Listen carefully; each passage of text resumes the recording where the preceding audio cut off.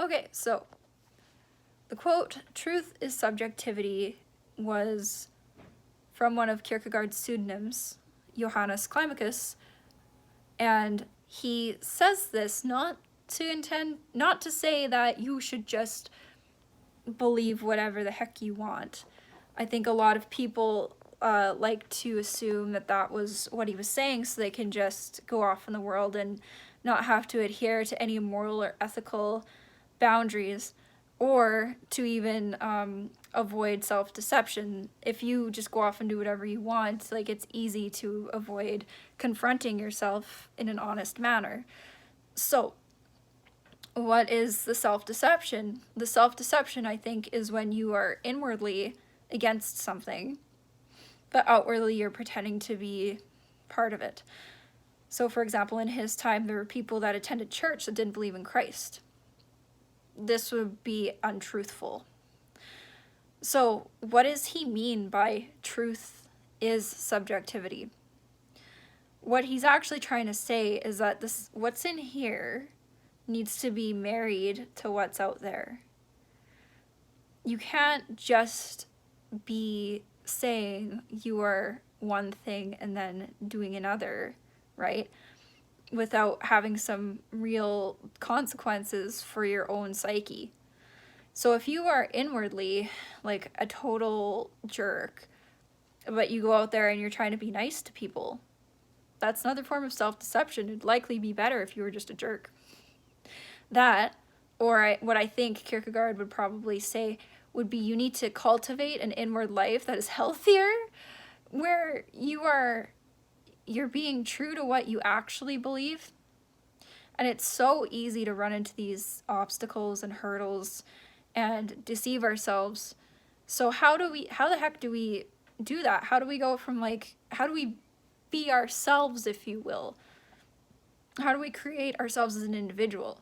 Well, you really need to develop the skill set. So if you care a lot about the Bible, but you go out there and you do things that are not reflective of living like a Christian life, that indicates there's an issue. Like, there's some psychological issue.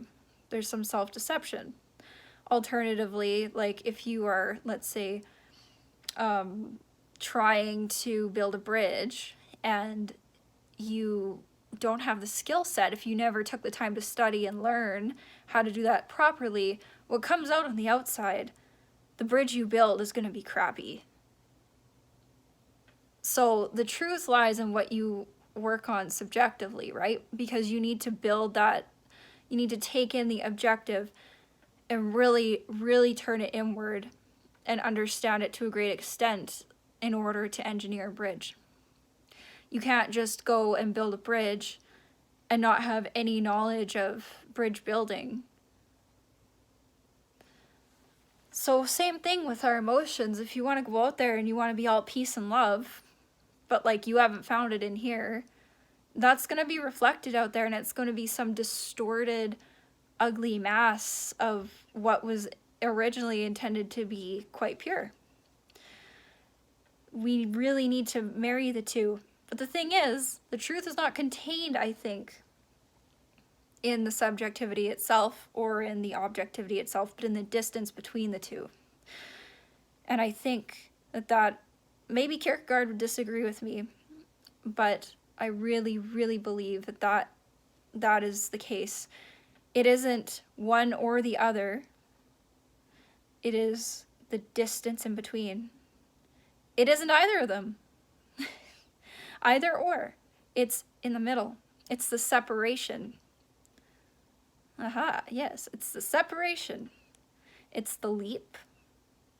The thing that scares us all. The thing that leap of faith where we have to go out and really, really trust that what's in here that we've worked so hard on and what is our subjective inward life is going to be connected to that outward life.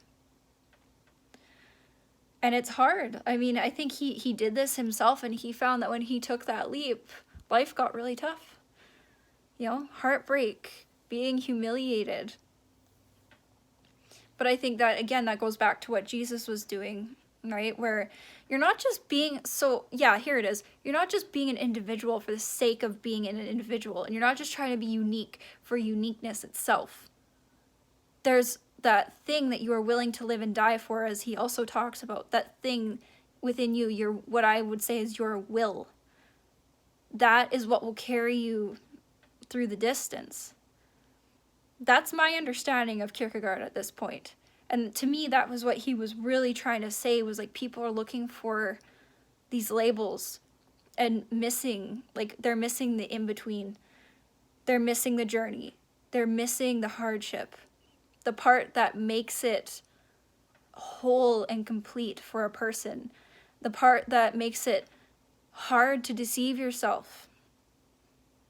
So I hope you enjoyed my little chat here, and if I'm totally wrong, that's fine. Let me know, and I will talk to you guys soon.